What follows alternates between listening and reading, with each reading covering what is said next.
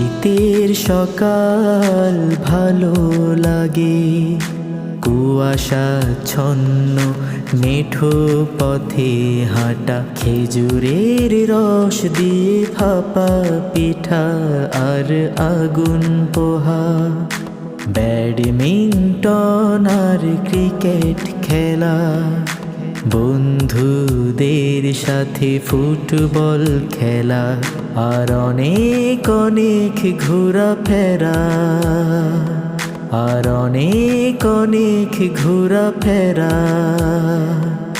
শীতের সকাল ভালো লাগে, শীতের সকাল ভালো লাগে।